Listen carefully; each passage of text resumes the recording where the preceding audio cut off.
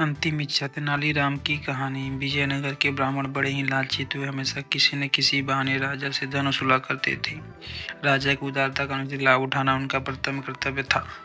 एक दिन राजा कृष्णदेव राय ने उनसे कहा, मरते समय मेरी माँ ने आम खाने की चाय की थी जो उसमें पूरी न की जा सकी थी। क्या अब ऐसा कुछ हो सकता है जिससे उसकी आत्मा को शांति मिले? महाराज, यदि आप 108 ब्राह्मणों को सोने का एक एक आम भेंट कर दे तो आपकी माँ की आत्मा को अवश्य शांति मिल जाएगी। ब्राह्मणों को दिया दान मित्र आत्मा तक अपने आप पहुंच जाता है।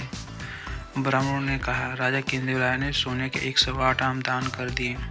ब्राह्मणों की मौज हो गई। उन आमों को पाकर तेनालीराम की ब्राह्मणों को इस लालच पर बहुत ही क्रोध आया। वह उन्हें सबक सिखाने के ताक में रहने लगा। जब तेनालीराम की माँ की मृत्यु हुई तो 1 महीने बाद उसने ब्राह्मणों को अपने घर आने का न्योता दिया। वह भी माँ की आत्मा की शांति के लिए कुछ न कुछ करना चाहता था।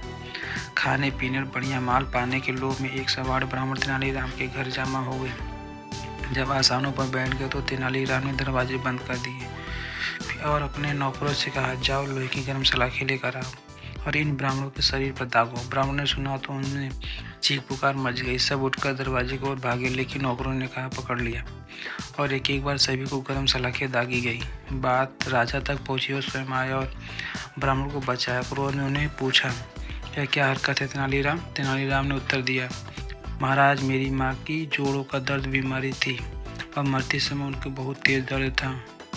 उन्होंने अंतिम समय में इच्छा प्रकट की थी कि दर्द के स्थान पर लोहे की गर्म सलाखें दागी जाए ताकि हम दर्द से मुक्ति पाकर चैन से प्राण त्याग सके। उस समय उनकी इच्छा पूरी न की जा सकी, इसलिए ब्राह्मणों को इस सलाखें दागनी पड़ी। राजा हंस पड़ी। ब्राह्मण को सिर शर्म से झुक गए।